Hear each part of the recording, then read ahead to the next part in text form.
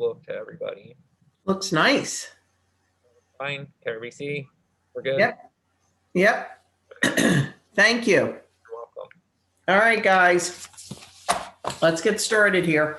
So first off, I'm very pleased to see some people who are rather established in the business taking this class over. There is so much in the agreement of sale. It is really difficult to absorb all of this. It actually takes years worth of going over it and overing it. So having established agents come back to refresh themselves is very smart on their part. So let's start at the very beginning here. Page 1 of the agreement of sale is strictly who's on first, what's on second. Who are the players? And that's what we're going to identify here. So on the far left, it's asking about the buyers, who they are, and their addresses. Addresses, I'm going to say, are mandatory. Though very few agents do it, it's really important that the addresses for both the buyer and seller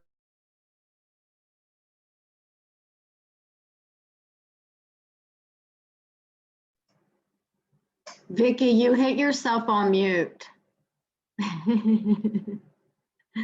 Sorry. So what difference does that make? 3 years ago, plus, we lost an agent. He passed away, a young person, and wasn't real good with detailed paperwork. He had transactions going on that we couldn't get into his loop. We couldn't get into his email. They couldn't get into his cell phone. It was a real struggle.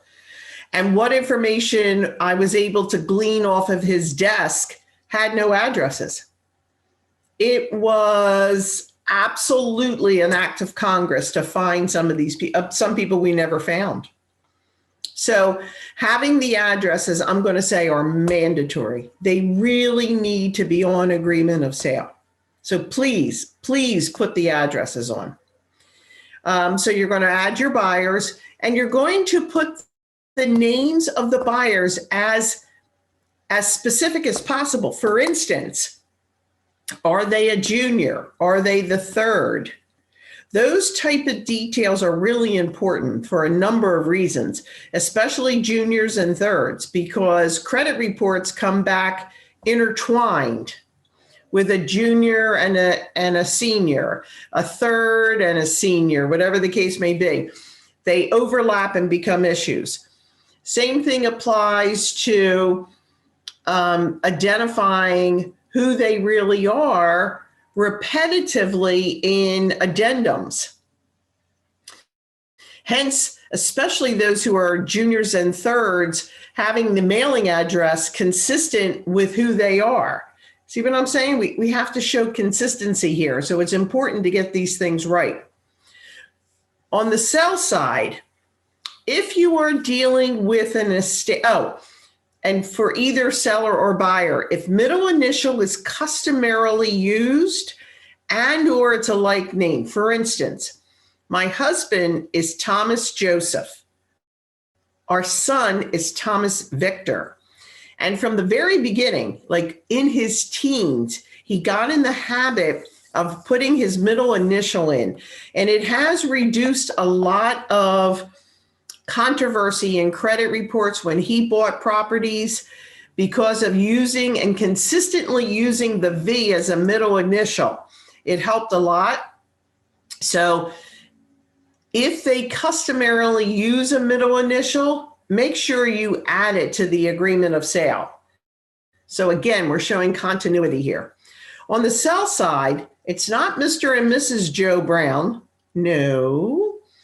If both of them are on title, it's Joe Brown and Alice Brown, not Mr. and Mrs. Okay, we have to identify who the parties are. If the sellers happen to be an estate, it is imperative you identify the sellers as the estate. For instance, Joe and Anne Marie Evans owned the property at 123 Main Street. Anne Marie passed away 2 years ago. Because they had purchased the property by the entirety 25 years ago, her portion of the property automatically went to Joe. Now Joe passed away. So it's not the estate of Joe and Anne Marie Evans. Anne Marie's portion slid over to Joe by the entireties, was their way of taking ownership 25 years ago. So now it's just Joe's estate. So the seller for 123 Main Street is the estate of Joe Evans. The importance for the terminology of the estate is for the title company. They do different searches. There's inheritance tax, and there's other issues that have to be done. When a title company does not know that the seller is in a estate situation and find out at the settlement table, guess what? You're not closing. So be very careful here. When it's an estate situation, identify it as the estate situation. If the executor of the estate, you would put that mailing address. If it's a son, a nephew, an attorney, whoever is the executor or executrix, meaning female, that's easy to remember. She pulls tricks, executrix. That is the mailing address, because we can't send anything to Joe because he's not with us anymore, right? Okay. A lot of just common sense here. Let's use it. So it's important. All these lines, all of these blanks in the agreement of sale are there for a reason, not just to fill a page. Stop being lazy. Realtors are so damn lazy. I need to take you and shake you. Stop it. Haste makes waste. I can honestly say I know 2 agents that lost agreements because of haste and mistakes. They lost thousands and thousands of dollars because they were too much in a rush. Okay. All right. We move on to property. It wants the full address, 123 Main Street. You must put the zip code in. The municipality of. Now, if this contract is for the city of Philadelphia, I suggest under municipality, you write in the city of Philadelphia. It is the county of Philadelphia. Philadelphia is the only city in the United States that has its own county. Little FYI there. School district, Philadelphia. Okay. Now, if you are writing an offer for a property in the suburbs, this information, as far as municipality and school district, come from the tax records, public records. Okay. So you go in and you look under the public records. Make sure you do this right. About 10 years ago, they added the school district. There are individuals purchasing property by school district. It is imperative that they realize they are purchasing a property in the school district that they want to be in. Don't get that wrong. Okay. Tax ID number. The tax ID number is how the township or the city identified the property along with an address. And that information is found in the public record. So you're going to put that in. It also says identified by parcel number, lot, block, deed book. None of that is really necessary. The tax ID is sufficient. Now we go into the next 2 rectangular blocks. And the first one identifies as the buyer's relationship with a PA licensed broker. There's a little tiny box right under that. It says no business relationship. Buyer is not represented by a broker. Who can tell me what type of scenario may happen that that little box gets checked off? What kind of buyer? Who or what type of buyer may there be that that little box gets checked off?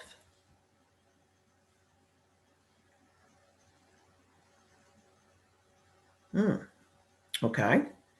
So it could be an attorney. An attorney is going to represent themselves and not have representation from a brokerage. So that would be checked off. And everything else underneath would be blank because there's no representation. It could be a real estate agent representing themselves. And or it could be someone who watched an infomercial at 2:30 at night and is quite fabulous and doesn't see the need for a real estate agent and has determined they're going to represent themselves, foolish as that sounds.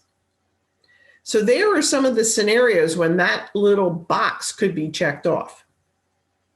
So we're going to go with now that the buyer is wise and is having representation from a licensed real estate agent.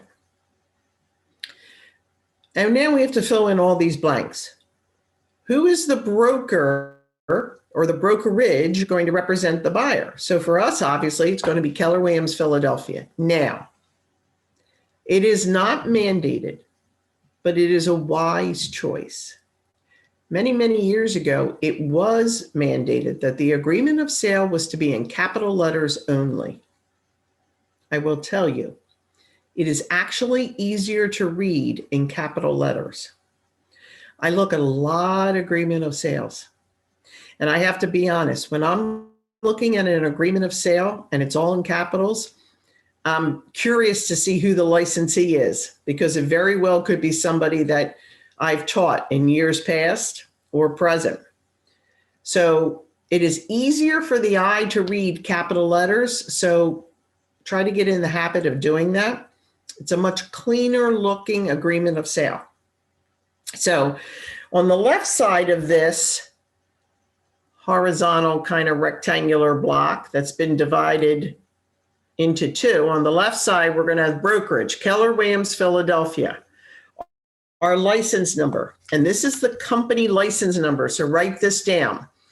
R is in Robert, B is in boy, 068858. Address, 1619 Walnut Street, 5th floor, Philadelphia, PA 19103. Company number 215-627-3500. Our fax number. I'm going to get $10 off of each of you because none of you know what our fax number is. Shame on you. Our fax number is 215-627-6525. There are reasons that fax numbers are needed. Fill in the blank. Now, broker is checked only one. So if we're representing the buyer, the broker is a buyer agent or a dual agent. So which of those two blocks are you guys checking off when you are preparing an agreement of sale and representing the buyer? How do you know which one to check off? Hello? Anyone out there?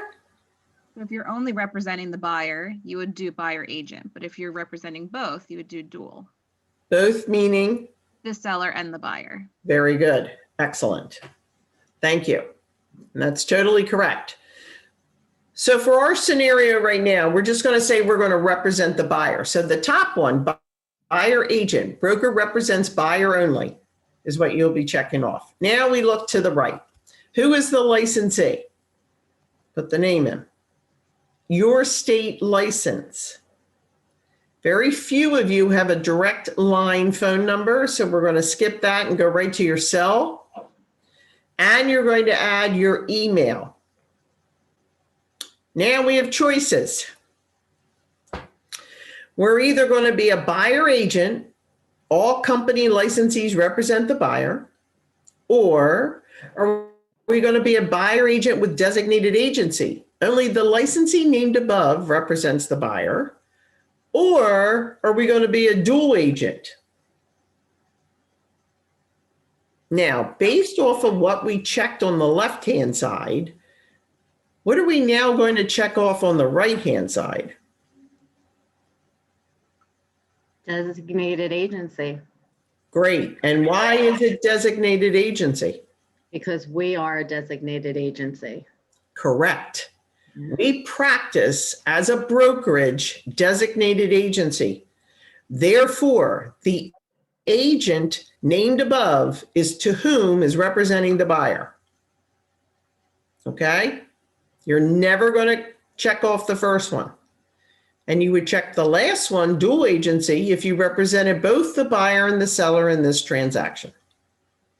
Now, below that is a little box, and it says transactional licensee. Broker and licensees provide real estate services but do not represent the buyer. We, as a company, Keller Williams Philadelphia, do not practice transactional licensee. Do not. You have got to pick a side. Keller Williams Philadelphia, along with many other large brokerages, do not practice transactional licensee. It's considered too risky, and so we don't do it. Okay. Now we go to the next section, seller relationship with a PA licensed broker. So there's that pesky little box again. No business relationship. Seller is not represented by a broker. What scenarios could there be that little box gets checked off, that the seller is not having representation? The FSBO. Correct. For sale by owner. They're fabulous. Just ask them. And they're going to do this all by themselves. What other scenario? If you're representing yourself Correct. as a realtor, As a realtor. Yep. What else? kind of feel like it's the same answers as above. Kind of, except for FSBO. Like, Right. So yeah. an attorney may be, I don't need anybody. I'm fabulous, which again kind of falls in the FSBO thing, you know, but there where the scenarios happen. So now the blanks we see here are identical to the blanks we had to fill in on the buy side. So on the sell side, who is the brokerage that is representing the seller? Their license number as a company, their company address, phone number, fax number. Are we checking off seller agent, that the broker represents the seller only? Or is it a dual agency situation? If it's a dual agency situation, it's an in-house transaction. Keller Williams Philadelphia is representing the buyer, and Keller Williams Philadelphia is representing the seller. Therefore, in-house, that would be a dual agency. So the broker is representing both parties. When we scroll to the right, who is the licensee? What is their state license number, cell number, email? Now comes these pesky 3 boxes. And you're like, well, I don't know how they practice real estate. When in doubt, check off designated agency. There are very, very few places that do not practice designated agency. And you will find that would happen in a very small little mom and pop kind of brokerage. That may happen. Let me ask you a question. If you are a buyer agent, in your mind, you're representing this buyer, and you don't practice designated agency, what is your representation to that buyer?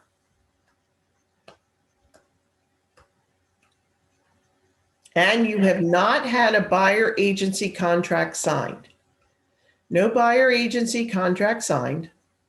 You don't practice designated agency. So what form of representation is that buyer then getting? None. Open. Close. It would be subagency. Does anybody remember that from school way back where? Subagency was still fairly active 25 plus years ago. Scenario. You work at a brokerage that is a storefront. A couple walk in, you're sitting floor time, and they saw a sign on 123 Main Street. And they said, we really liked that house for years. And we just noticed you guys listed it. We'd love to go see it. And so you're sitting floor time and you're like, okay, let me see if I can get you in. So you get up and you take them through and they're in love. Got to have it. Okay. So you write up an offer, you get 25, 30 years ago, a very benign kind of, we've come a long way, pre-approval. You get the offer executed. You're so excited. You set up a home inspection. We negotiate. You're in their corner. You're fighting for them. And, we got repairs and we got some seller's assist and really good. And we banged it out and you're screaming at that loan officer and you're getting what you need done for them because they're your buyers. And we get to the table and everybody's excited and you got a little bottle of champagne for them. There's hugs, kisses, a few tears. That entire time, you never represented them. It felt like you did. It kind of looked like you did. But subagency, that agent actually represented the seller. It's kind of weird. But we played the part like we were representing the buyer. And that was a conflict. Buyer agency started on the West Coast. Things go from west to east, oftentimes. And by the time that got here 20 some years ago, it was a real revelation because buyers felt that they had true representation. You were doing all that same stuff, but not really representing them, but you liked them. But there wasn't buyer agency. So you kind of were playing the wrong role here. But now with buyer agency and entering into a buyer agency contract, you truly are representing them. So now the question is, if you don't have a buyer agency contract signed prior to writing up the offer, which unfortunately happens on a regular basis, all that time, you guys have been looking at properties and sharing text and emails and phone conversations. Who are you representing? You see, representation can never be assumed. Go back and think about your consumer notice. Your consumer notice identifies the 5 forms of representation there is in the state of Pennsylvania. So as you go over those 5 forms with your buyer on your first real encounter with them, and you're identifying that you are a buyer's agent, how can you be a buyer's agent if you don't have a contract? You're not. It's very important that those contracts get signed. You have to feel more comfortable with these things. You have to be able to explain to the buyer the importance of this. Without the buyer's signature and acknowledgement that they are working with you as a team, you are not representing them, and you have to tell them that. I am not representing you. I'm nothing more than a gatekeeper. And therefore, I can't divulge to you my expertise, my foresight, my experience, because I don't represent you. Got to get better at this, guys, okay? Got to get better. All right. And again, on the seller relationship side, there's that pesky little box, transactional licensee. Broker and licensees provide real estate services, but do not represent the seller. We don't do that. We have to represent somebody. So we never practice that. There is a disclaimer in regards to dual agency and or designated agency. A broker is a dual agent when a broker represents both the buyer and the seller in the same transaction. A licensee is a dual agent when a licensee represents both the buyer and the seller in the same transaction. All of brokers' licensees are also dual agents unless they are separated by designated agency for the buyer and or seller. And that's how we practice our brokerage. If the same licensee is designated for buyer and seller, the licensee is a dual agent. By signing this agreement, buyer and seller each acknowledging having been previously informed of and consented to dual agency if it applies.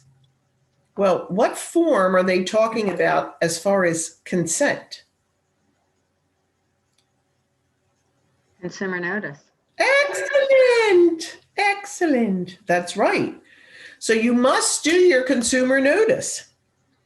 If you've done your consumer notice, this paragraph on the bottom is the second time we're going to be talking about designated agency and disclosed dual agency, right?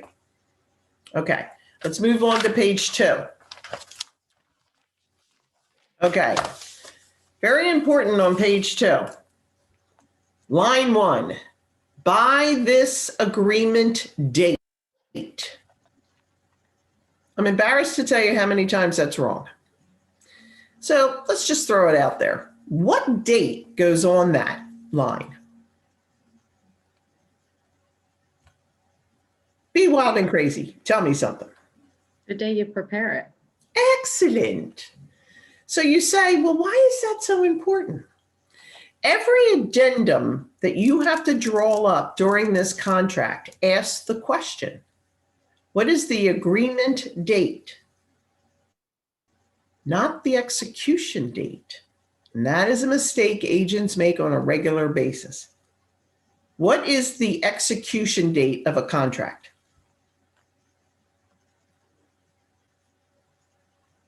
The last date anybody signs their initials. Perfect. Perfect. That could be 5 days out from the time you printed this, right? So the execution date and the date of the agreement are completely different dates. Get that right, because every addendum you need to fill out, you fill out with the date of its conception, for a better choice of words, the date we conceived having this contract put together, okay? Seller let's try that again. Seller hereby agrees to sell and convey to buyer who agrees to purchase the identified property, purchase price and deposit. Now you'll note where it says purchase price, there is a dollar sign. After the dollar sign, you are numerically, with numbers, going to type in there the price the buyer is offering to the seller. Now this is not a check. It's not going to be 100,000, 100, comma, 000, 0.00. There are no cents. This is not a check. So 100,000 is 100, comma, 000. It's 100,000. And now we have to type in the words. So that actually goes on line 5. 100,000. Okay. Now, 7, 8, 9, 10, very valuable lines. It says here, initial deposit within blank days, 5, if not specified, of execution date. Different realtors practice their business in different ways. Doesn't necessarily make one right or wrong, but they do it differently. I still list properties. I still work with buyers. So I'm in the trenches just like you are, clawing and scratching and screaming and carrying on whatever needs to be done. I personally hate giving up deposit monies as the broker. I'm part of every single time an escrow has to be returned. I'm part of that craziness. Now,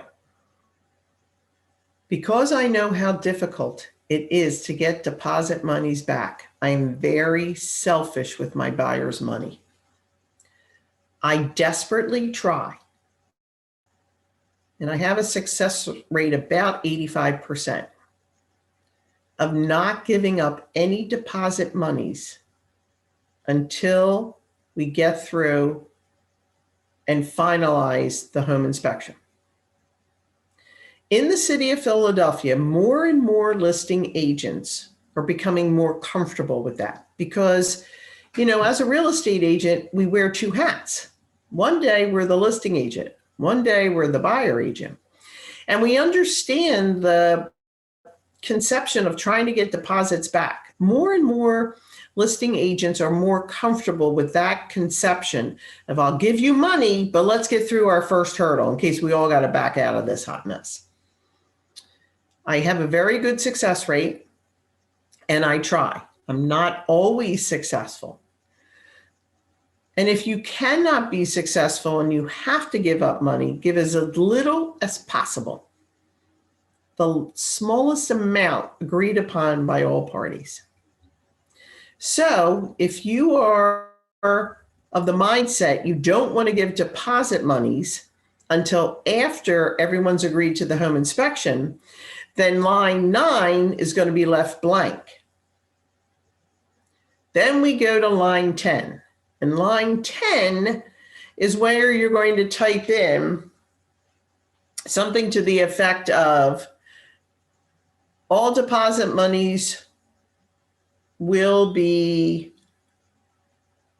I just went blank on my words here.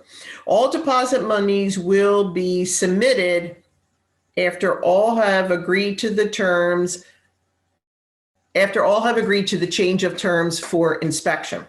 That fits in there, believe it or not. So what you're saying is, I'll give you your deposit money after we've all agreed to the terms or change of terms, because that's the last form that both buyer and seller sign in negotiating for a home inspection is the change of terms.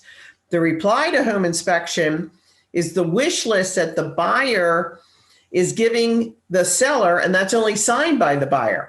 But once we've banged all that out, we've all agreed to what we're going to do. You retype all that in the change of term form. So once all have agreed to the change of term regarding inspection, then that's the number you're going to give, 5,000, 10,000, whatever the number is. Now, that's the way I like to do my business. Maybe that's not the way you like doing your business. Maybe you want to give a good faith. Maybe you want to give a second deposit. It is customary and often within 10 days of the execution date is a second deposit, if that's how you're going to do your business. So that blank on line 9 is generally 10 days. So you have to make a business decision how you want to do your business. Okay? It then says remaining balance will be paid at settlement. You know, it's funny, many years ago, I'm going to go back maybe 15 years ago, there used to be a blank. And what you would do is you would subtract the deposit money from the purchase price, and that's how much the buyer had to come to the table with. Realtors can't do math. They had to remove that line because agents couldn't get the subtracting right. And the numbers used to be all off. I know it sounds crazy, but honest to God, it used to be there. So it's just a statement now on line 11. Remaining balance will be paid at settlement. All funds paid by the buyer, including deposits, will be paid by check, cashier's check, or wired funds. All funds paid by buyers within 30 days of settlement, including funds paid at settlement, will be by cashier's check or wired funds, but not by personal check. So, if you're writing an offer and you are closing less than 30 days, any monies that's going to be held in escrow has to be a bank check. This isn't Keller Williams Philadelphia's rule. This is completely written by the state. This is the rule of the contract. Anything 30 days or less must be a bank or certified check or wired funds. Okay? Deposits, regardless of the form of payment, will be paid in US dollars to the broker for the seller, unless otherwise stated here. Now, on line 16, what might be on that line?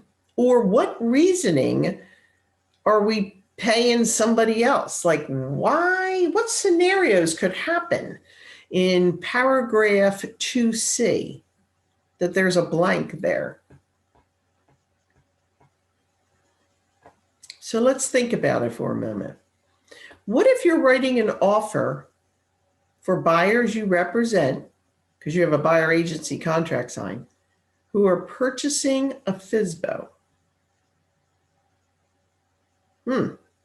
So it says here, US dollars to the broker for the seller. Well, there is no broker for the seller. So I don't know, do we get Mr. FSBO the $10,000? Does that make sense to us? An attorney or your title company. So we're not going to give Mr. FSBO the money, right? So instead, we're going to write in here, the buyer's agent can also hold the money. Therefore, you could write in there on line 16, Keller Williams, Philadelphia. You could write in there the name of an attorney. You could write in there the name of the title company that will be representing the buyer. Okay, that's the options that can go on line 16. Who will retain deposit monies in an escrow account in conforming with all acceptable laws and regulations until consummation or termination of this agreement. Only real estate brokers are required to hold deposits in accordance with the rules and regulations of the State Real Estate Commission. The rules and regulations of the State Real Estate Commission are extremely rigid. Now, I'm not saying that attorneys and title companies would vary much from that, but they are not held to it as real estate brokerages are. So the most rigid way to hold deposit monies is through a real estate brokerage.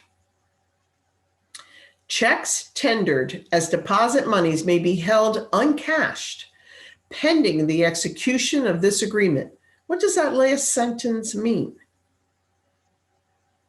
Checks tendered as deposit monies may be held uncashed pending the execution of this agreement. If you are giving an initial deposit and your buyer writes out a check to Remax Eastern, they're the listing agent, it says that the checks tendered as deposit monies may be held uncashed pending the execution of this agreement. That means that that check is in purgatory.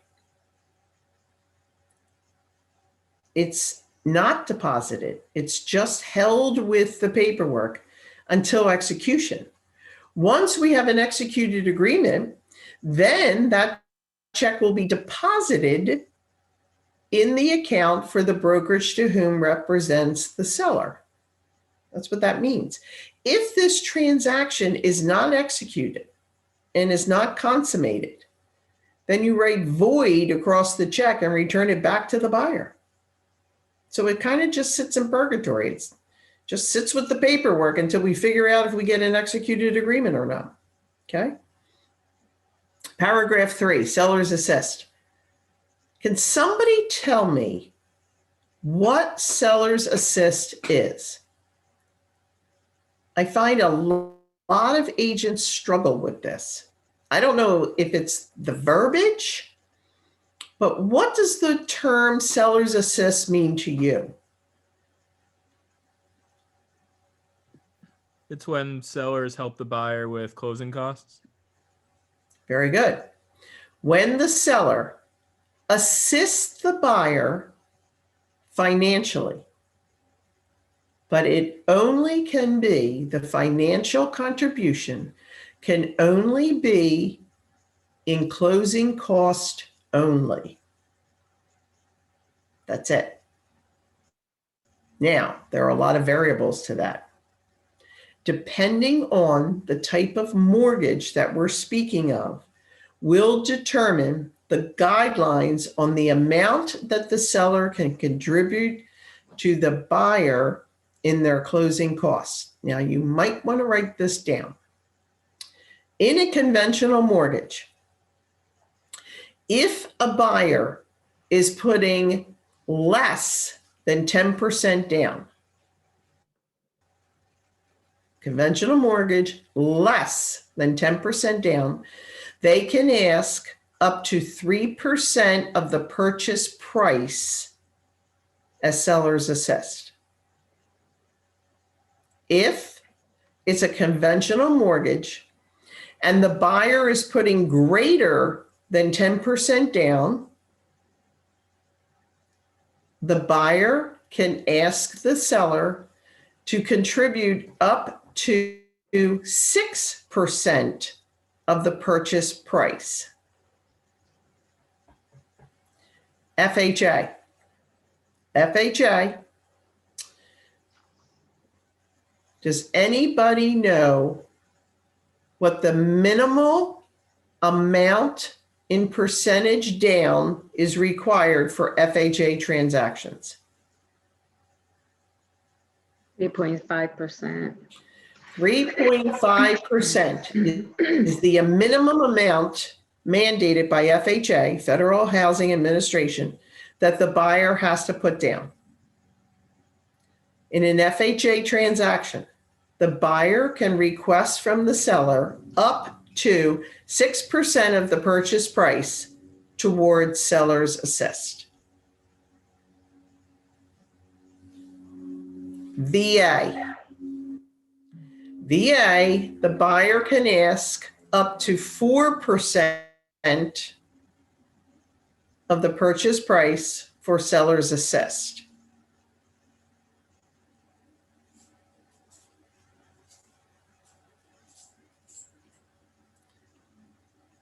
Let me ask you a question.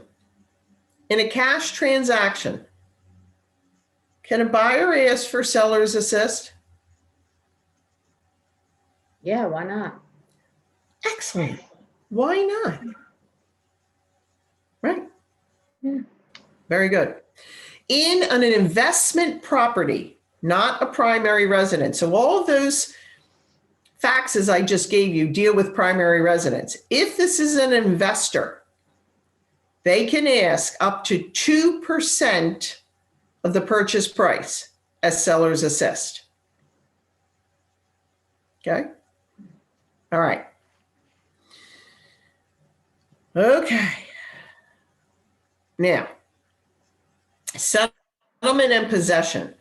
Settlement date is blank or before. Now,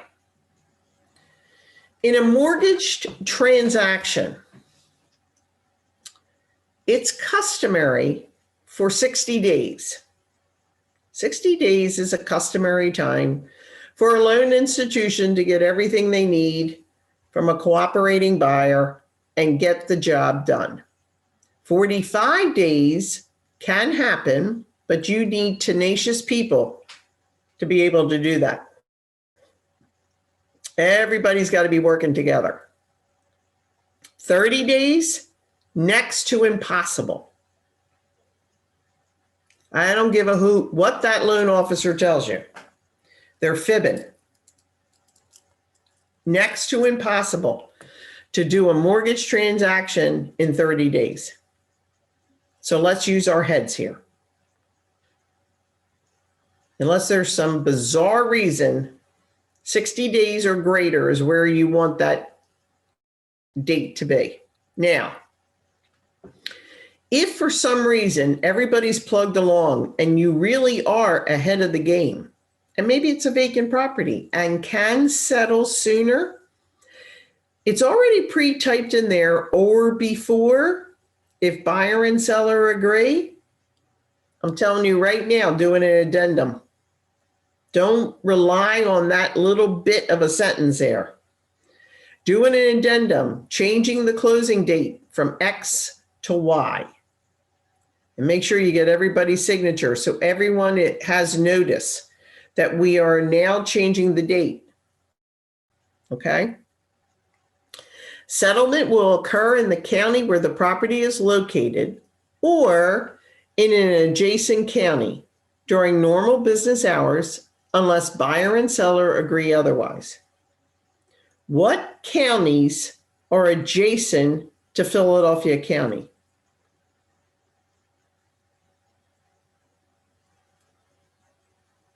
Come on. Bucks, Yep. Up. Delaware, Mm-hmm. Montgomery. Yep. There you go. So you could settle in Bucks County for a Philadelphia property, right? Maybe your buyers are moving from Philadelphia to Bucks and you're having back-to-back closings. So if the seller is agreeing in Philadelphia County, yeah, I'll go to Bucks and close. That way your buyer just sits in the same title company, bada bing, bada boom, and goes right on to the next closing. Sometimes that's how things are done, just for convenience of time, right? All right. At time of settlement, the following will be prorated on a daily basis between the buyer and the seller, reimbursing where applicable: current taxes, rent. Now that word rent, you better circle that in red because that can be an absolute hot mess. I'm going to circle back on that. Interest on mortgage assumptions, condominium fees and homeowner association fees, water and or sewer fees, together with any lienable municipal service fee. What two municipal services in the city of Philadelphia are lienable? Does anybody know?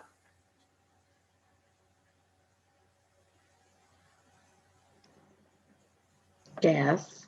And Wawa. Water. Water. Gas and water are lienable in the city of Philadelphia. If there is an outstanding balance for the seller, that will be paid off at the table. When you leave the settlement table, everybody is even Steven. That buyer starts with a clean slate as far as gas and water is concerned. Okay? All charges will be prorated for the periods covered. Now, this is an important sentence coming up here. There are some sellers that are quite fabulous. There's none better. And they're going to tell you that, and they're going to challenge you. They're going to look at the CD and say, how is it I'm paying the water for that day and I'm paying the taxes for that day and I'm paying the gas for that day? Because the sentence then says, seller will pay up to and including the date of settlement. Isn't it nice when Mr. Fabulous is trying to hang your dupa out the window for something and you take your beautifully manicured red fingernail and point right to that sentence and remind him that he is responsible to include the date of settlement, and buyer will pay all days following settlement unless otherwise stated here. An educated agent, there is nothing more powerful than that. To know the idiosyncrasies of the agreement of sale. Okay, so that line is really important to know where it is. Now, let's circle back to that word rent. If you are involved as a listing agent and or a buyer's agent with a property that is tenant occupied, it is imperative that the title company gets a copy of the lease. Oh, okay. Why is it so important that the title company gets a copy of the lease? Can anybody here venture a guess?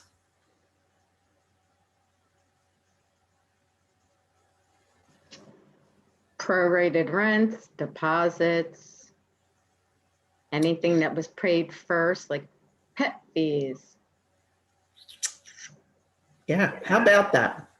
So if the title company has no idea that this is a tenant occupied property, the prorations for the taxes and the water and the gas, all of that is handled by the title company. This is over your pay grade. Don't even try to figure any prorations out. Let the experts do it, okay? Now, they have no idea that this is a tenant occupied property. Do you know how many times at the end of a closing, the bottle of champagne gets handed across the table, there's hugs, there's kisses, there's bye-byes, and off everybody goes with a check and keys. Half hour later, your phone rings and you represented the buyer. Buyer says, hey, Vic, by the way, I didn't notice. Now I was looking at the settlement sheet. I don't see the security deposit here. Where's my security deposit for the 2 tenants in the duplex I just bought? That's about the time you grab a trash can because you're throwing up.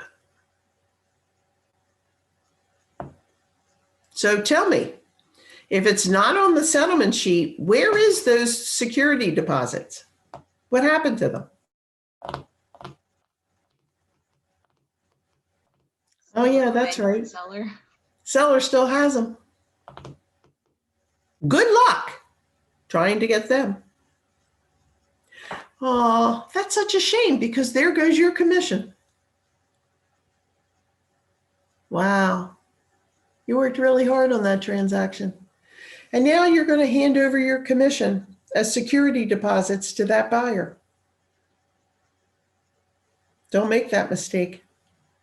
It happens on a regular basis. Don't make that mistake. Title companies have to have those leases to see what the hell's going on. You need to have the leases before, hopefully, you write the offer. But then we're going to talk about how you get them if you don't get it before you write the offer. All right, so now we move on. The purpose of prorating, so we're at D, 4D. Real estate taxes, the periods cover as follows. Municipal tax bills for all counties and municipalities in Pennsylvania are for a period of January the 1st to December the 31st. So it's a calendar year. The entire state of Pennsylvania, everybody's taxes are handled this way. School tax bills for Philadelphia, Pittsburgh, and Scranton school districts are for a period of January the 1st to December the 31st. Oh, so those 3 counties, along with across the board counties for taxes, all are a calendar year, both school and municipal, January the 1st to December the 31st. School tax bills for all other school districts are for the periods from July the 1st to June the 30th. So the school tax for every other school district, except for the 3 indicated, are in a fiscal year. Okay, this is over your pay grade, and you are not figuring out prorations. That is for the title company. Conveyancing of seller will be by fee simple deed or special warrant deed unless otherwise stated here. And that's the type of transfer of deed you're looking for from the title company. Payment of transfer tax will be divided equally between the buyer and seller unless otherwise stated here. Now, generally, that is exactly how it is handled. There are situations, and you may dabble in this if you have a very savvy loan officer who can help and work with you in perhaps undivided equally transfer tax as an assistant to the buyer. Most of the time, the loan institution will consider a transfer tax credit as sellers assist, but it all depends on the mortgage banking industry. So you need a very good loan officer to review that with you. Okay? Possession is delivered by deed, existing keys, and physical possession to a vacant property free of debris, with all structures broom clean at day and time of settlement, unless seller, before signing this agreement, has identified in writing that the property is subject to a lease. If seller has identified in writing that the property is subject to a lease, possession is to be delivered by deed, existing keys, and an assignment of existing lease of the property, together with security deposits and interest, if any, at day and time of settlement. Seller will not enter into any new leases nor extend existing leases for the property without the written consent of the buyer. Buyer will acknowledge existing leases by initialing the lease at the execution of the agreement, unless otherwise stated in this agreement. And then there's that pesky little box. Tenant occupied property, also known as a TOP, T-O-P form. That you will always add to be made part of this agreement if the property has tenants in it. And that form allows the buyer to have 5 days to review the leases. You should always try to get the leases prior to even writing the contract. But by having a top form, it makes it a contingency. What if one of the leases was structured such as Mrs. Jones on the second floor of 123 Main Street can live there for the rest of her life at $200 a month? That may not be satisfactory to the potential new owner, considering Mrs. Jones is 35. Yeah? Right? So we have to read the leases and see what was created. Date, time of the essence. Written acceptance of all parties will be on or before blank. All right. How do we know what dates we're putting in there? Well, it's customary for 1 to 2 days in a seller's market. Now, without a doubt, the market has changed since June, since July, since August, when things were running fast and furious. We're not running quite so fast and furious right now. So 1 to 2 days is a customary time. You don't want to give 5 and 6 days. I see new agents doing this all the time. There's no need for all that time. 1 to 2 days is generally customary.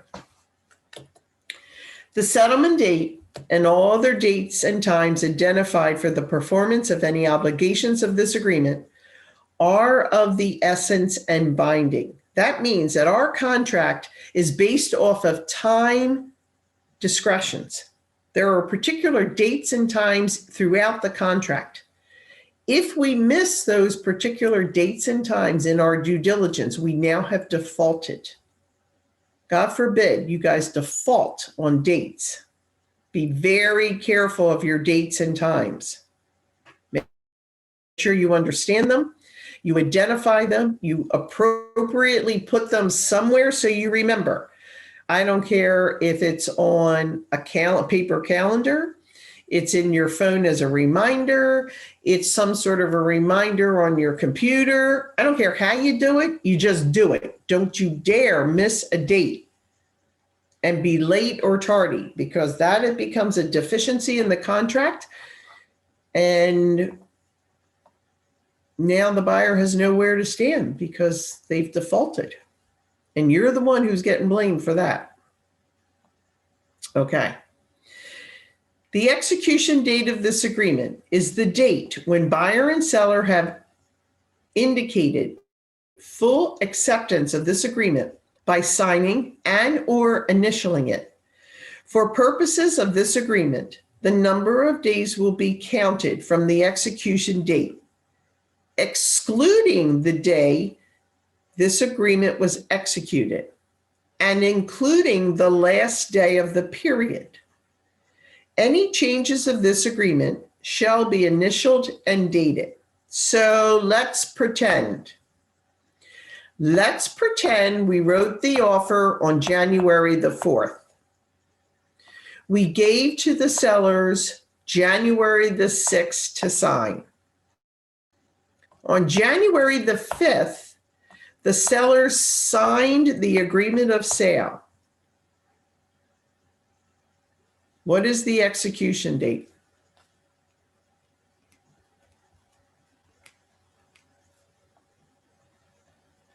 The 5th. The 5th. Okay. So if the execution date is the 5th, and we're going to give a second deposit in 10 days, what is the last day the buyer can turn in the second deposit? 15th. I would certainly hope you used your fingers. You'll never go wrong if you use your fingers. So if we executed on the 5th, we have the 6th, the 7th, the 8th, the 9th, the 10th, 11, 12, 13, 14, 15. See, God gave us these little digits and we need to use them because we try to be fabulous and do it in our head and we do it wrong every single time. Use your fingers. So the 15th is correct. The 15th would be the last day without becoming breach of the contract to turn in the second deposit, right? Okay. The settlement date is not extended by any other provisions of this agreement and may only be extended by mutual written agreement by the parties. Certain terms and time periods are pre-printed in this agreement as a convenience to the buyer and seller. All pre-printed terms and time periods are negotiable and may be changed by striking out the pre-printed text and inserting different terms acceptable to all parties, except where restricted by law. And that has to deal with condominiums and homeowner association guidelines. Okay, let's move on to zoning.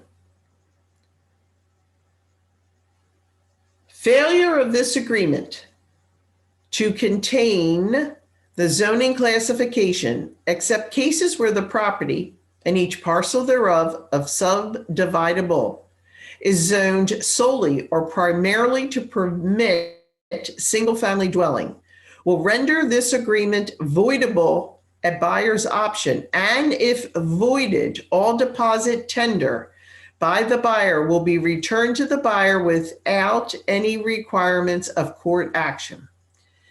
Zoning classifications as set forth in the local zoning ordinances.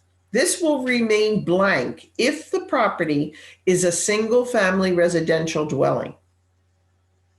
If the property is not a single-family residential, you better get it right.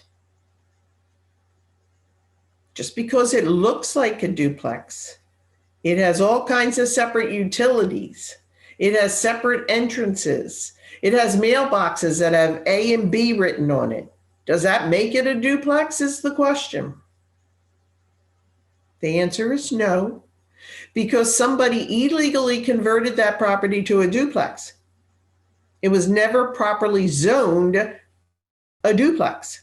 You better find out what you're dealing with before you even enter into an agreement of sale. Phila.gov. Figure out what the hell the zoning is on that property and get it right from the very beginning. Okay. Fixtures and personal property. Now, this paragraph 7A is new to the agreement of sale this year, and it says, It is possible for certain items of personal property to be so integrated into the property that it becomes a fixture and will be regarded as part of the property and therefore included in the sale. Buyer and seller are encouraged to be specific when negotiating what items will be included or excluded in the sale. So let me ask here, what items could possibly be so integrated into the property that they become a fixture? What are you thinking here?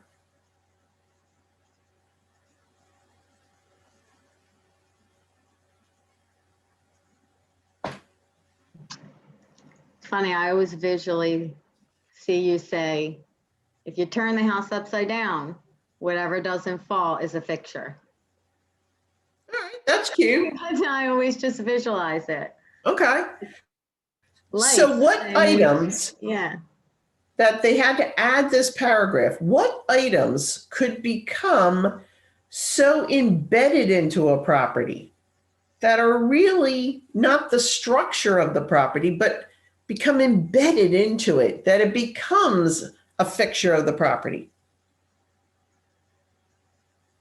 anything that's now to a wall or ceiling. Okay. So are we talking about cameras, audio equipment, stereo equipment, speakers, right? Well, if I they're wanna say they were. attached, like some of them are inputted behind the wall and all you see is that mesh. Well, what are we doing? Opening the wall and taking that out? No, it's fixed, adhered to. So it has become part of. With these smart houses, you better be paying attention. And they've actually expanded further. Things such as thermostats have become a real how do you do, because they are so sophisticated, some of these, that the buyer and the buyer's agent go to do a walkthrough and there's a hole in the wall where this very fancy thermostat used to be, right? So we have to be very careful about some of the new toys out there and what is considered to be made part of. When in doubt, write it in. Okay, so let's go over some of that. In B, where it has inclusions. In this sale, unless otherwise stated, are all existing items permanently installed in the property, free of liens, and other items including plumbing, heating, gas fireplace logs, radiator covers, hardware security systems and thermostats, lighting fixtures, including chandeliers and ceiling fans. You know how many agreement of sale I see where somebody insists on rewriting the word ceiling fans? It's beyond me. Pools, spas, and hot tubs, including the cover and the cleaning equipment. Electrical, animal fencing systems, except for the collar.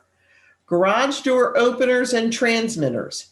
Mounted brackets and hardware for the television. Make sure you mention that to your sellers. And sound equipment. You could take the TV, Mr. Seller, but you got to leave the bracket. Unpotted shrubbery. What the hell is an unpotted shrubbery? That's the Japanese maple on the front lawn. It's got to stay. Plantings and trees, smoke detector, carbon monoxide detector, sump pumps, storage sheds, fences, mailbox, wall-to-wall carpeting. I find that fascinating. Existing window screens, storm windows and screen storm doors, window covering hardware, including the rods and the brackets. Well, that got changed a few years ago. Very strange. You could take the rod, but you had to leave the bracket. Now, what the hell are we doing with brackets and no rods? I don't know. It had to be men who were thinking this. And finally, a woman said, what the hell's the matter with you? Smack, smack, smack. If we're going to leave the brackets, we got to leave the rods. Shades and blinds. awnings, central vac systems, including the attachments, built-in air conditioners, built-in appliances, the range oven. Don't have to rewrite that. It's already in here. Range oven, dishwasher, trash compactors, and any remaining heating and cooking fuel stored on the property at the time of settlement. And if owned, solar panels and windmills. I will tell you, the solar panels are becoming a problem because solar panels could be rented, and you've got to make adjustments in regards to the tenant, which is the seller, having to transfer over that contract to the new owner. Gets sticky. Make sure if you're dealing with solar panels, how are we moving that contract over? Not too many windmills going on, but solar panels, yes. Water treatment systems, propane tanks, and satellite dishes. Unless stated otherwise, the following items are included in the sale at no additional cost. Now, what items may we be typing in on line 85 and 86? Washer, dryer, refrigerator. Absolutely. Which are not a concern to a mortgage lender. But with that said, a mortgage lender is not looking to finance chattels. What is a chattel? Go way back in school. What's a chattel? Personal property. Exactly. So loan institutions are not looking to finance personal property. But washer, dryers, refrigerators are customaries. Maybe a play set, an additional shed. Even though sheds are written, maybe it's 2 sheds. But they're not looking to see in here all furnishings remaining in said property. No. They're not looking to do that. Okay. The following items are not owned by the seller and may be subject to a lease or other financial arrangements or agreements. Contact the provider vendor for more information for such as solar panels. Here it is again, and windmills. Water treatment systems, propane tanks, and satellite dishes. So, for instance, my son lives in a neighborhood called Pine Valley in Philadelphia. That is the northwest last neighborhood next to Montgomery County in Philadelphia. His street, only halfway down the street, has gas. He's at the end of the block. He does not have gas to his home. His home is heated with oil, electricity, and he has a propane tank. The propane tank is for the gas dryer and the gas range in his kitchen. That tank is owned by the propane company. And he has a service where they come out and they fill the tank. So that's a prime example here where that would be indicated that would be a lease, and the vendor would have to be notified for the new buyer that there's a new buyer. He doesn't own that propane tank. That is owned by the vendor, okay, which is the propane company. All right. Exclusions of fixtures and items. What might we be writing in here that we're going to exclude from being included into the sale of the property?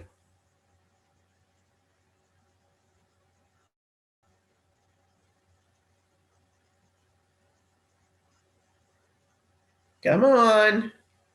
Let's do a little thinking here.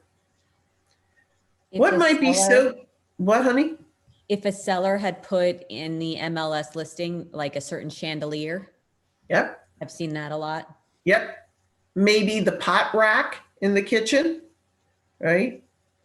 Maybe a particular stained glass that divides the living room from the dining room that's kind of hung in a frame. You know, there's trinkets everywhere. Yeah. Okay. Now, as a listing agent, take the time to look around and ask the questions. Is this chandelier staying? Because it's got to be one of the funkiest things you've ever seen in your life. And because it's so odd looking, the question is that staying? Ask the question. What are we doing with this chandelier? Oh my God.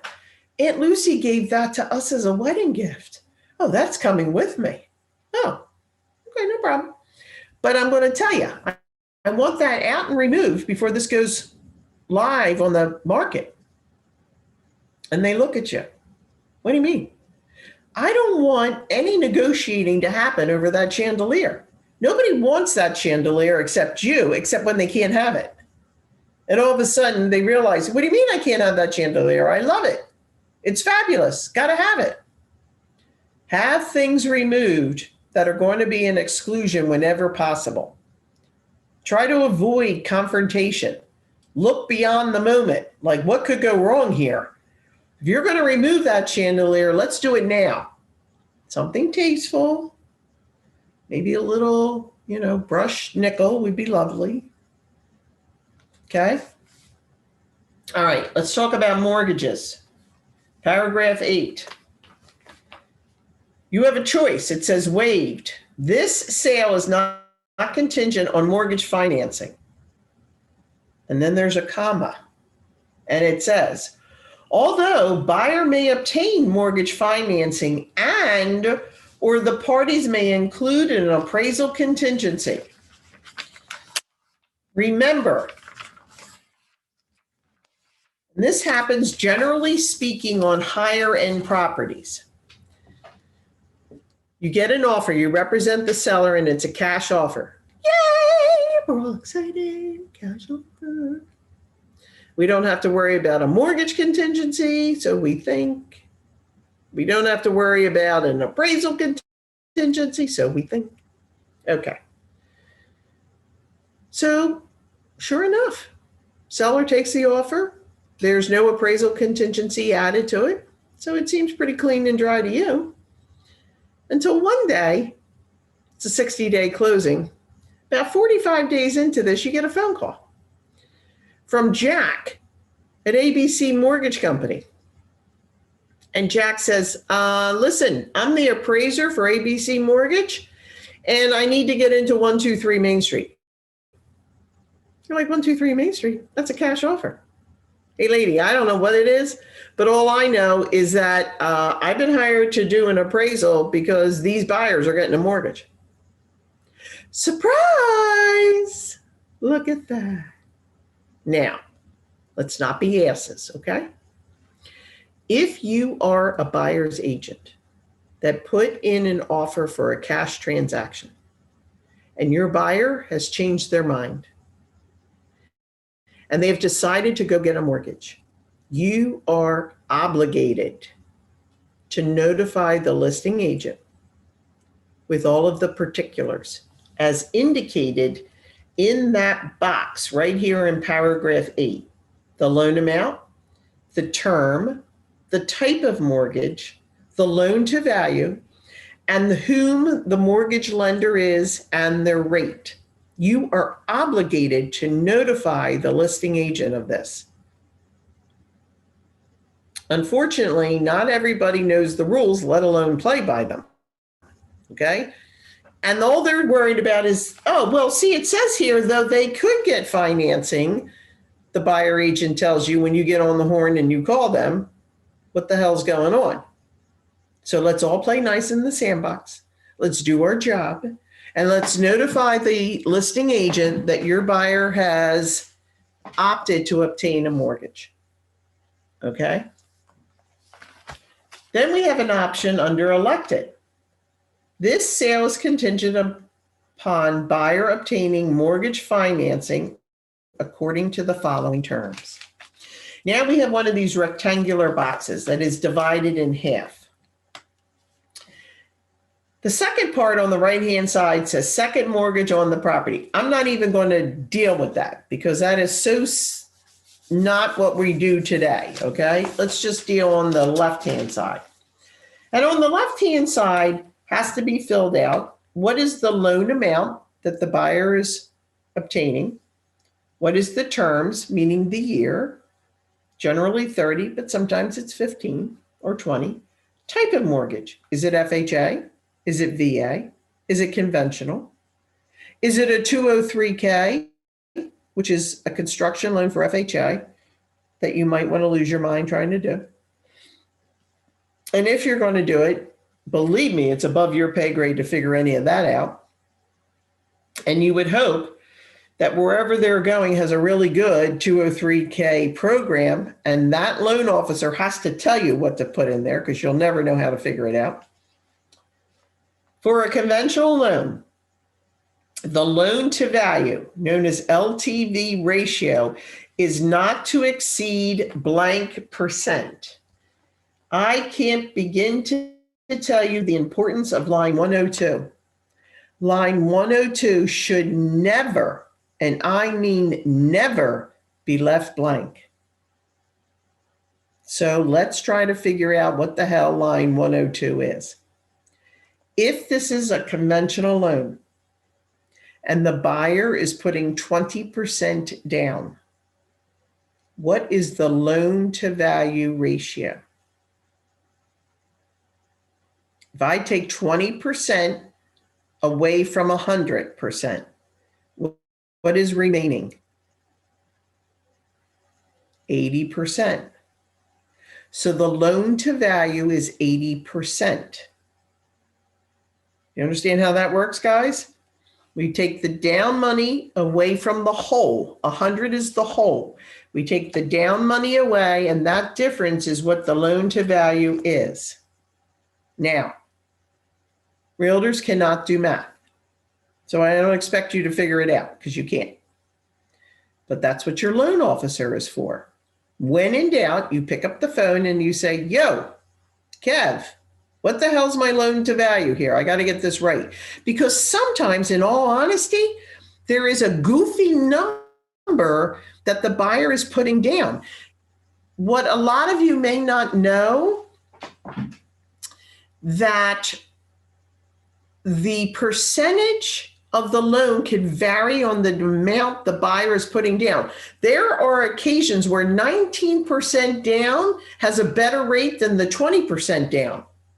So a good loan officer is going to tell their buyer, listen to me, you're only going to put 19% down, not the 20, because your rate is so much better.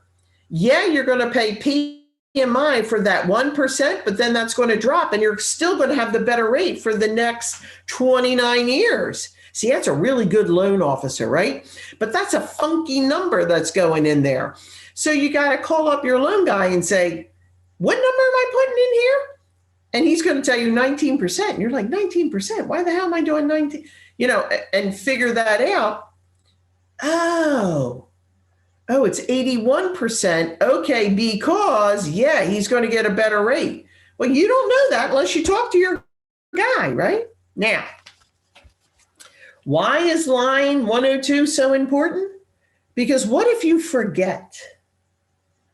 And what if you don't, on a conventional mortgage, add an appraisal contingency? This loan to value rate will protect your buyer if the property does not appraise for the purchase price. It's as valuable as the appraisal contingency form. Oh, and what if you're a very smart realtor and you know that? So you don't add a mortgage contingency clause to your contract because you're in a competitive multi-offer situation and you feel not having that other addendum is going to give you the edge, but yet you have the satisfaction to know your buyer is just as covered because your loan to value is correct. Aren't you the smart realtor? Listen, guys, I can't begin to tell you the importance of building a relationship with a very good loan officer. It is priceless to have somebody who knows their stuff, who's been around the block 2 or 3 times, is good at what they do, they're going to protect your dupa. They're going to catch something that maybe you missed, and they're going to call you on it and say, listen, is this what you wanted to do? And you're like, Jesus, Mother Mary and Joseph, no. Thank God you helped pick it up. Or say, here's a suggestion. You might want to do it this way. It's priceless. You're a team. You have somebody in your corner to protect you. Okay? Now it says mortgage lender. This is when I throw up blood because I see to be determined in here. To be determined? How in the world did that come to be? First off, how did a listing agent even allow that to happen? If you've got a pre-approval, didn't we have to go to somebody to get the pre-approval? Here's a little FYI, guys. The pre-approval has to match line 103. My favorite is to get a pre-approval from Wells Fargo, but they fill in here Police and Fire Credit Union. How does that work? How does Police and Fire Credit Union be the mortgage lender, but I got a pre-approval from Wells Fargo? Stop being stupid. This has to match. Now, let's pretend your buyer is not married to Police and Fire Credit Union, but they did get approval from them. And so we're going to put that in right now because we're going to submit this offer. And it's going to say Police and Fire Federal Credit Union. And your pre-approval is Police and Fire Credit Union, but your buyer's not married to them. Then what you do is put a backslash and you write the words buyer's choice. Write this down. This is important. Buyer's choice. What is that telling us?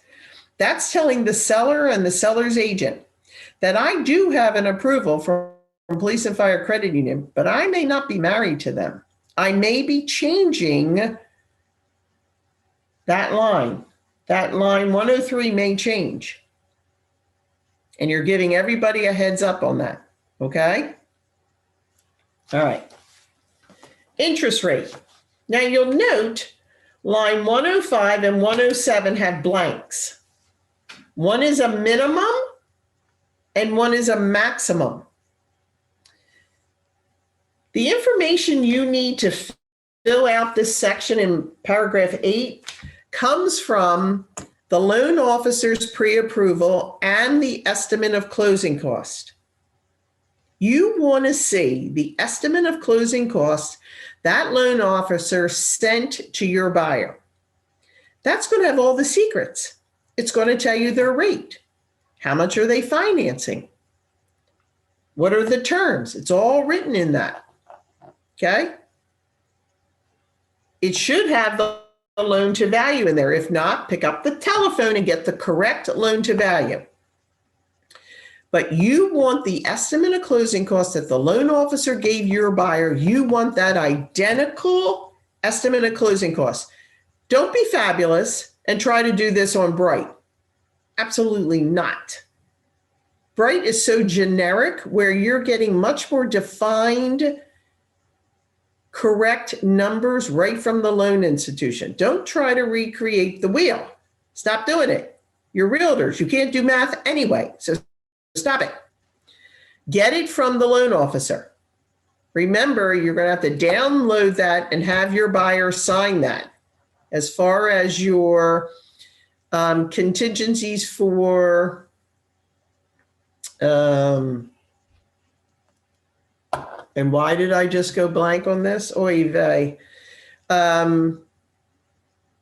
For the things you need to get paid, whatever that's called. I'm blank here. Sorry. Okay. So the interest rate. So let's say it's 3.5%. Well, you're going to put 3.5% there. However, buyer agrees to accept the interest rate as may be committed by a mortgage lender not to exceed the maximum interest rate of Y. So we have an X and we have a Y. Generally speaking, 0.5%. So if the interest rate that is quoted on the estimate of closing costs is 3.5%, what is my Y? What is my line 107? 4%. Thank you, 4%, okay? A 0.5 differential. All right. Discount points, loan origination, loan placement, and other fees charged by the lenders as a percentage of the mortgage loan, excluding any mortgage interest premiums or VA funding fee, not to exceed blank. Now, when you look at the estimate of closing costs from the loan officer, on the left-hand side are the mortgage charges, discount and origination fees. If there's zero, there's zero. But if there is an eighth of a point, perhaps that the buyer is paying to buy down the rate, it'll indicate that, and you're going to put that in the blank there. You're not going to know that unless you have that form, right? The estimate of closing from the loan officer. Okay. Upon receiving documentation demonstrating lender's approval, whether conditional or outright, of buyer's mortgage application, according to the terms set forth above, buyer will promptly deliver a copy of the documentation to the seller, but in any case, no later than blank. Now, next to that line, I want you to write these words: mortgage commitment date.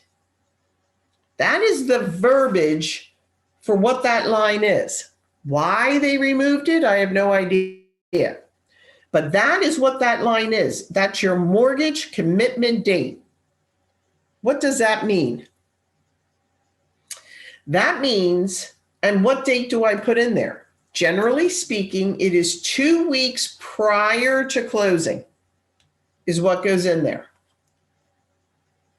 And that means that on that date, the loan institution has to get back to the buyer and the buyer's agent and say, Vicki Carey is ready to buy this house, subject to routine type of verifications. She's still working. She has her homeowner's policy in place. The property appraises for the purchase price. Maybe the appraisal's not back yet. Another bank statement, another pay stub, those type of things. It is your responsibility as the buyer's agent to give that to the listing agent on or before this date. If you are the listing agent, you better mandate and remind somebody that you are due that form on that date. No is not the answer you're looking for. The day before, you call up the buyer agent and leave a message. Hey, Jack, it's Vicki. How you doing? Listen, not for nothing. I just wanted to remind you tomorrow, the mortgage commitment is due for 123 Main Street. 20 minutes later, the phone rings and it's Jack. Hey, Vic, how you doing? Good, good. Listen, not sure I'm going to have that mortgage commitment tomorrow. What do you mean, Jack? Well, I was just talking to the loan officer and they're still waiting for some of the paperwork and they're not sure they're going to have it ready. What is your response to Jack on that? I'm not sure I'm going to have it ready. Go something like this. Jack, I don't really care. I am due a mortgage commitment tomorrow. I'm not looking for it to be clear to close. That term, clear to close, means all the conditions have been satisfied to the loan institution. Nope, that's not what I'm looking for, Jack. It's going to have conditions, and that's okay. You are obligated, Jack, to get me that tomorrow. I expect it tomorrow, Jack. You better go back to your loan officer. I don't care, Jack, if it has 35 conditions on it. I want it tomorrow. Those of you who are a parent, I want you to use that parent voice. Those of you who are not parents, you got to be mean mommy. and use a tone in your voice. Listen, people do what they think they can get away with. And if the listing agent thinks you're not smart enough to know the difference, that buyer agent's going to try to pull shenanigans over on you. But you are smarter than that. It is not acceptable, and I expect this.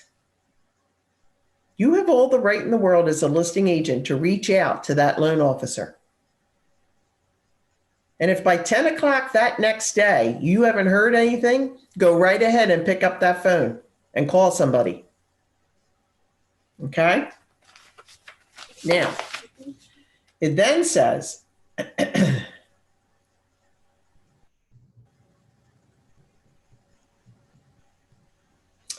if seller does not receive a copy of the documentation demonstrating lender's conditional or outright approval of buyer's mortgage application by the date indicated above, and here's what you're holding over everybody's head, seller may terminate this agreement by written notice to the buyer. Buyer's agent says, ha, that seller would never do that. Really?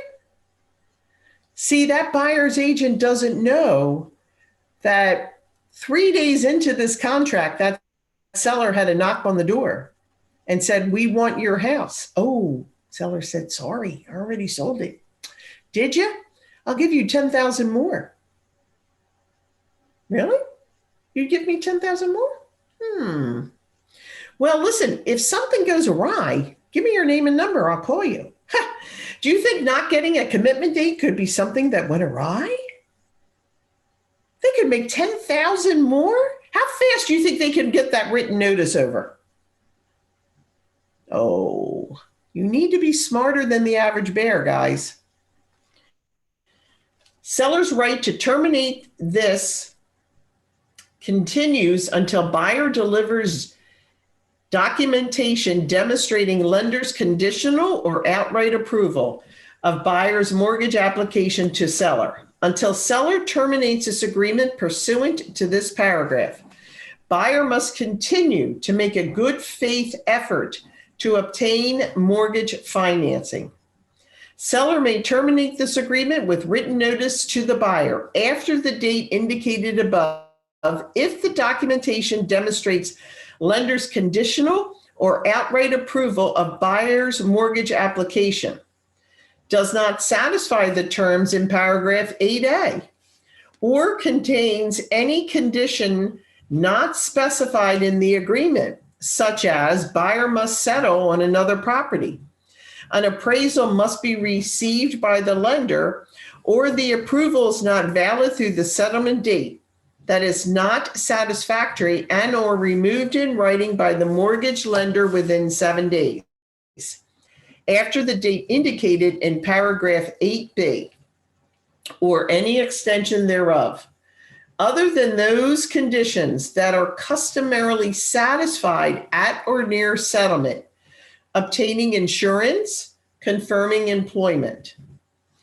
Once a mortgage commitment date has been issued, the loan institution has 7 days to remove conditions. So if you get one with 35 conditions, God bless you. Because that loan institution has 7 days to remove those 35 conditions from the underwriter. You actually have to read this. There's a novel concept there, but you got to read and see what the conditions are. Okay? Excuse me, Vicki? I Yes. have a question about that. Mm-hmm. So say one of the conditions is the appraisal, right? Yeah. It hasn't come back yet.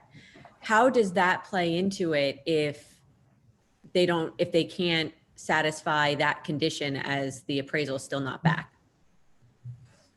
Well, they have 7 days to get it back. And just that's it. It's just kind of- Yeah. yeah, gotcha.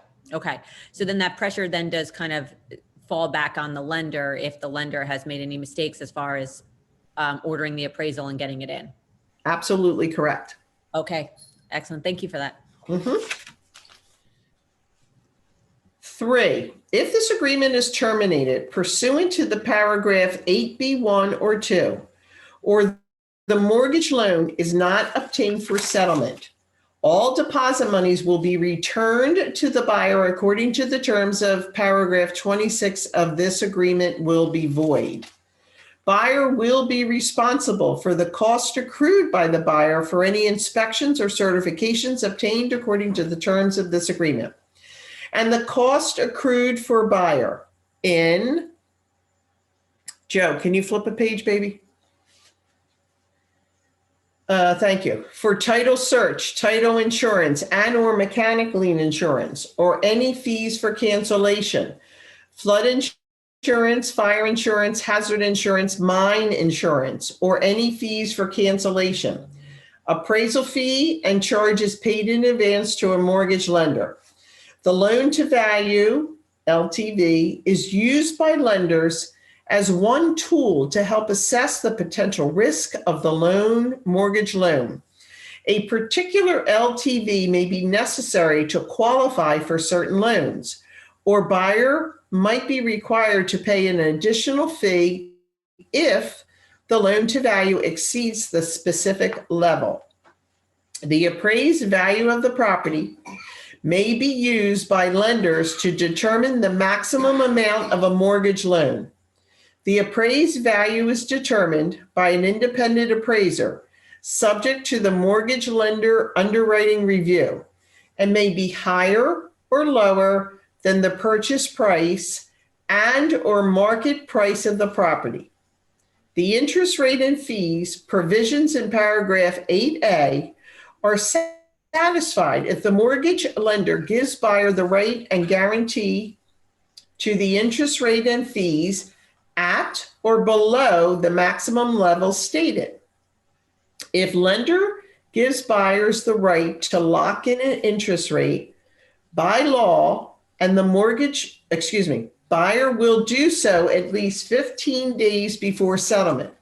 So a buyer can what is called float the loan. They can just buzz along with their loan officer watching what the rates are doing up to 15 days before closing, at which time the buyer is mandated to lock their loan. Buyer gives seller the right at seller's sole option and as permitted by law and the mortgage lenders to contribute financially without promise of reimbursement to the buyer and or to the mortgage lender to make the above mortgage terms available to a buyer. What does that last paragraph mean? Buyer gives seller the right at seller's sole option and as permitted by law and the mortgage lender to contribute financially without promise of reimbursement to the buyer and or the mortgage lender to make the above mortgage terms available to a buyer. What does that mean? Are they talking about seller's assist? Yes, they are, right? Within blank days, 7, if not specified, from the execution date of the agreement, buyer will make a complete mortgage application, including payments for and ordering of credit report without delay for the mortgage term and to the mortgage lender identified in paragraph 8A. Paragraph 8A is saying who the loan institution is going to be. Within 7 days, the buyer has to make application and payment for to that lender, not somebody else, that lender. That's why it's very important. To be determined, that's not a loan institution. That doesn't exist. We have to match up 8A with what we're doing. Otherwise, to a responsible mortgage lender of buyer's choice. Broker for the buyer, if any. Otherwise, broker for the seller is authorized to communicate with the mortgage lender to assist in the mortgage loan process. As a listing agent, you have the right to speak to the loan officer. Broker for the seller, if any, is permitted to contact the mortgage lenders at any time to determine the status of the mortgage loan application.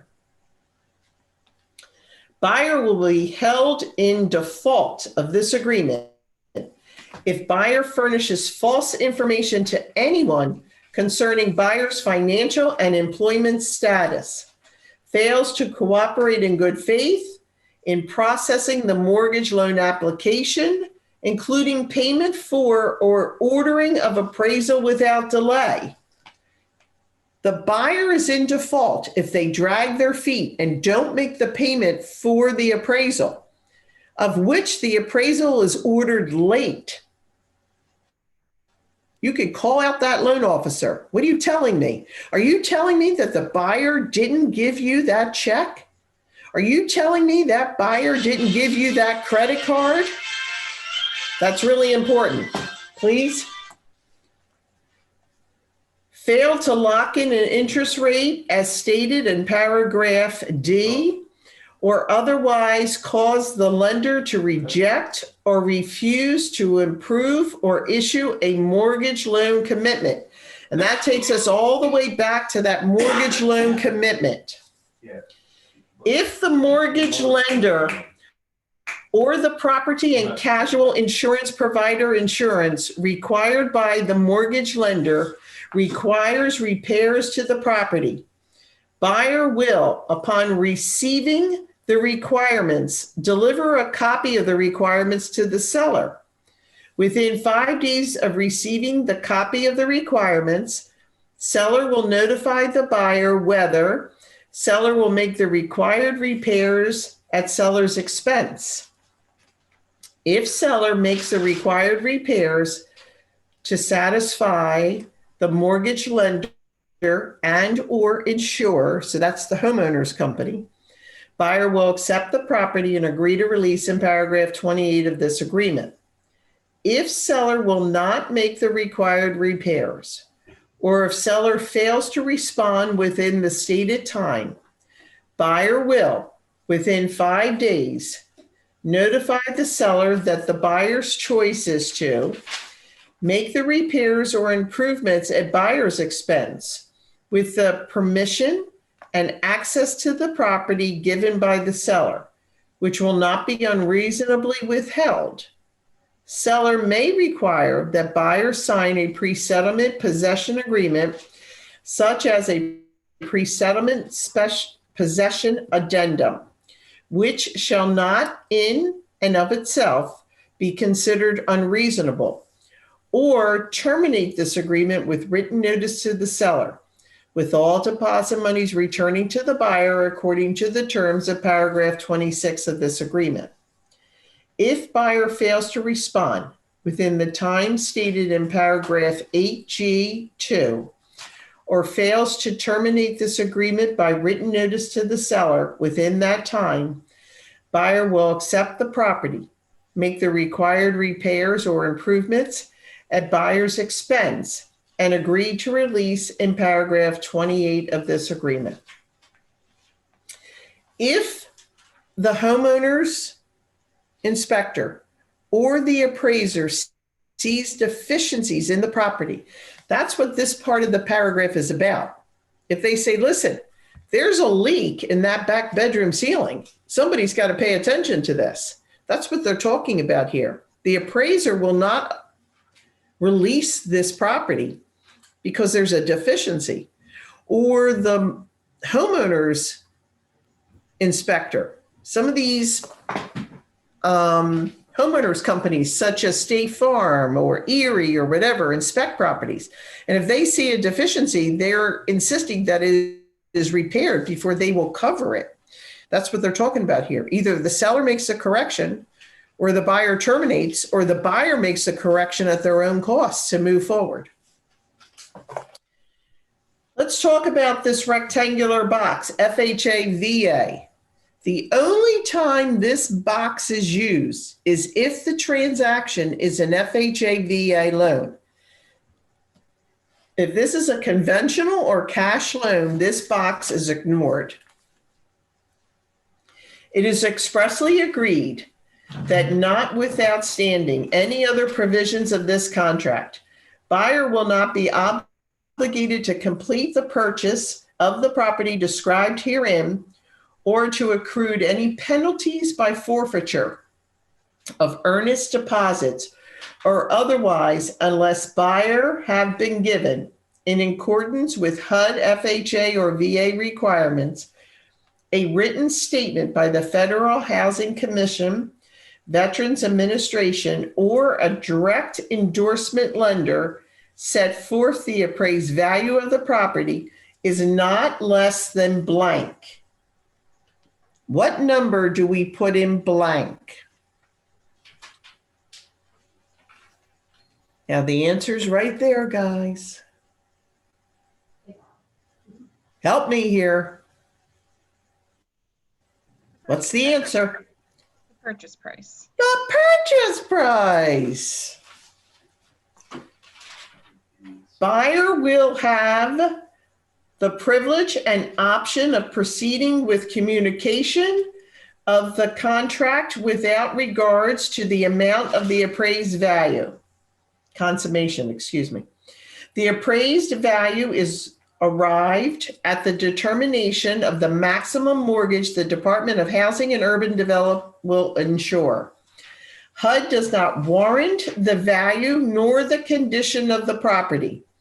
Buyer shall satisfy himself or herself that the price and the condition of the property is acceptable. And then we're going to scroll down to I. U.S. Department of Housing and Urban Development, known as HUD's notice to purchaser. Buyer acknowledges receiving the HUD notice for your protection. Get the home inspection. Buyer understands the importance of getting an independent home inspection and has thought about this before signing the agreement. Buyer understands that the FHA will not perform a home inspection nor guarantee the price or condition of the property. Certifications. We, the undersigned, the seller and the buyer, party to this transaction, each certify that the terms of this contract for purchase are true to the best of our knowledge and belief, and that any other agreement entered into by any of these parties is conditional with this transaction is attached to this agreement. That means you got to be telling the truth. All right. It took us 2 hours to get through 4 pages. Who knew? All right, guys. I'll see you next week. Bye. Thank you, I think Vicki. Thank you, Vicki. You're welcome. Bye. Bye.